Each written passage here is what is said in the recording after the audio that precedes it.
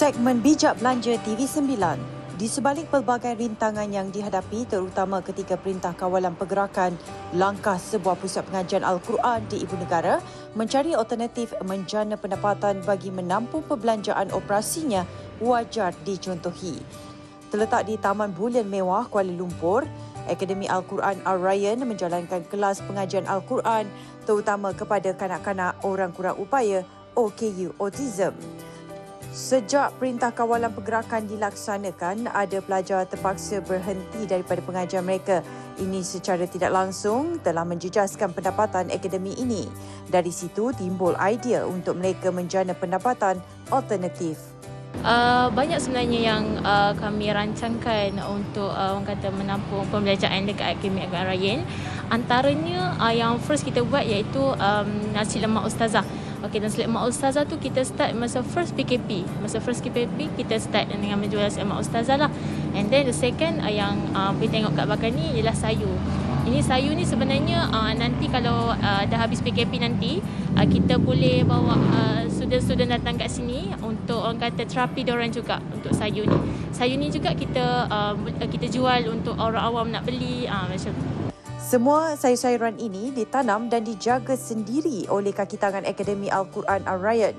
Sayur-sayuran ditanam secara berselang-seli dan agak pelbagai, antaranya sawi, kangkung, lada dan terung. Hasilnya, hampir setiap ruang kosong di tingkat atas premis 2 tingkat Akademi Al-Quran Al-Rayyan ini dipenuhi dengan tanaman sayur-sayuran. Suasana sentiasa terasa nyaman dan tenang kerana setiap sayur-sayuran disusun dan dijaga rapi, sama ada yang ditanam di dalam pasu atau secara hidroponik. Orang kata ini ujian lah, ujian untuk semua dan termasuk kami juga yang terjejaskan. So di situ jugalah bila kita fikir itu ujian, akan ada orang kata Allah bagi jalan untuk kita terima ujian tu, bersyukur. So kami orang kata dapat inisiatif ni and alhamdulillah dapat sambutan yang sangat baik dan sekarang pun alhamdulillah sikit-sikit dapat menampung lah pembelajaran kami kat sini.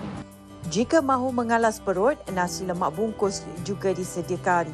Dan jika sudah ke premis Akademi Al-Quran Al-Rayyan, sayur-sayuran boleh dipetik sendiri. Yang pasti keputusan masih di tangan pelanggan kerana setiap perkembangan akan diwar-warkan terlebih dahulu melalui laman web sosial. Melalui kaedah ini, pelajar turut berpeluang dididik dalam bidang pertanian dan cara bermasyarakat. Inisiatif ini mengeratkan lagi ukhuwah kami sebenarnya. So insya-Allah kami akan teruskan lagi orang kata dengan pelbagai inisiatif.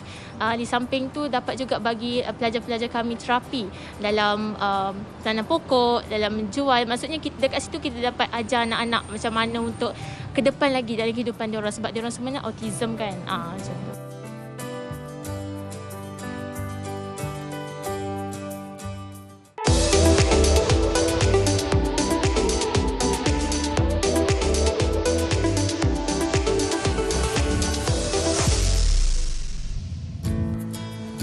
Segmen Bijak Tani, ibarat melentur buluh biar dari rebungnya.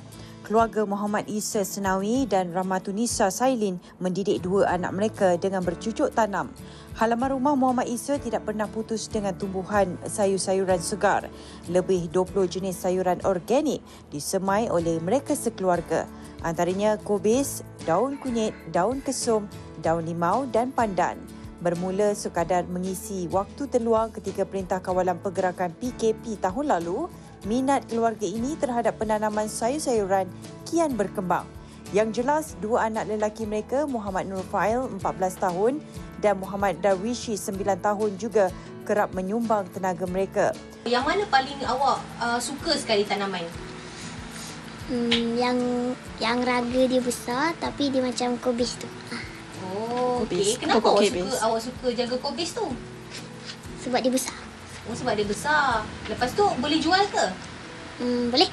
Boleh dapat duit ke? Dapatlah.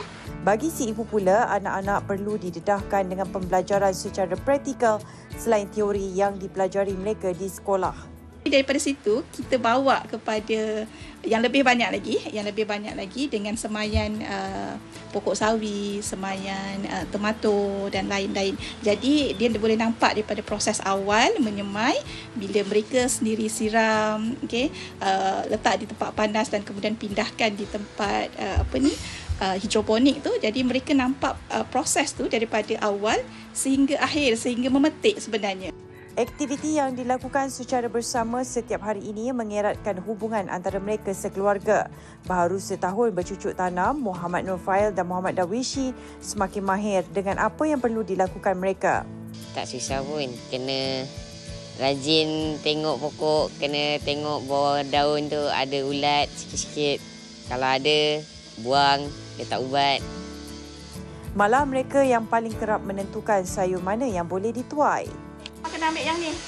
Kenapa? Sebab yang ni dah. Yang ni yang paling besar, yang ni yang paling padat. So dah boleh masak dah ni? Dah. Mama dah boleh goreng dah ni? Boleh. Boleh. So yang ni tak boleh Yang ni boleh, tapi yang ni lagi afdal. Okey.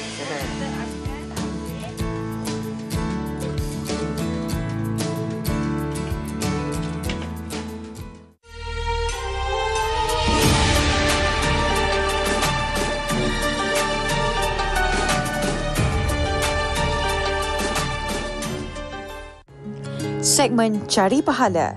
Pertubuhan Kebajikan Islam Malaysia Perkim Klang dan Suruhanjaya Pencegahan Rasuah Malaysia SPRM Selangor bekerjasama mengadakan program kebajikan bagi membantu golongan mualaf dan marhin. Program sedikit sebanyak dapat membantu meringankan beban yang ditanggung golongan itu terutamanya ketika pandemik COVID-19 masih berleluasa. Sumbangan berbentuk barang makanan dan 600 kitab suci Al-Quran. Semua sumbangan diinfakkan oleh orang persorangan bagi tujuan membantu golongan mualaf dan marhin di sekitar Taman Sri Andalas dan Klang. Dan kita hari ini lebih kepada memberi kata orang tu fisabilillah kepada mualaf, fakir miskin dan juga asnaf yang berada di Lembah Kelang, di Kelang lah terutama sekali kita fokus. Dan kita infak ni daripada orang ramai lah, ada yang sedekah Al-Quran, ada yang bagi makanan dan berbagai-bagai lagi lah. Perkim Klang berharap sumbangan itu dapat mengukuhkan akidah golongan mualaf serta memudahkan mereka untuk mendalami agama Islam. Ujarnya, sebahagian daripada golongan itu mengalami masalah kewangan semasa Perintah Kawalan Pergerakan PKP. Sumbangan itu dilakukan di bawah program Fisabilillah Infak Sarapan Pagi dan turut disertai NGO tempatan. Melalui program itu, pihak Perkim turut mengedarkan pek sarapan pagi sebanyak 1,000 bungkus makanan kepada golongan mualaf dan golongan susah di sekitar kawasan itu. Semasa program itu, Pengarah SPRM Selangor, Datuk Alia Salim turut turun padang menyantuni golongan yang memerlukan. Bukan saja kepada orang yang Islam, orang yang bukan Islam pun turut serta kita bantu dan SPRM juga prihatin dengan ya masyarakat atau komuniti yang terkesan dengan COVID-19 ini, di mana kita telah membuat program untuk mendekati masyarakat dan mereka ini kumpulan yang do'if. Kumpulan mungkin mereka mendapat bantuan daripada kerajaan. Mungkin dengan kehadiran kami ini sedikit banyak boleh membagi informasi kepada mereka bahawa peranan SPRM adalah bukan sahaja untuk membuat penguatkuasaan tetapi juga membuat mendidik masyarakat, mendekati masyarakat supaya masyarakat tahu bahawa SPRM adalah satu badan yang bertanggungjawab untuk memastikan tidak berlaku penyelewengan, rasuah dan sebagainya. Ujarnya, SPRM bukan sahaja menguatkuasakan undang-undang berkaitan rasuah dan penyelewengan, malah turut terbabit dengan pelbagai program kemasyarakatan. Katanya, SPRM melakukan kerja kebajikan sebagai sebahagian tanggungjawab sosial korporat CSR bagi membantu golongan yang memerlukan.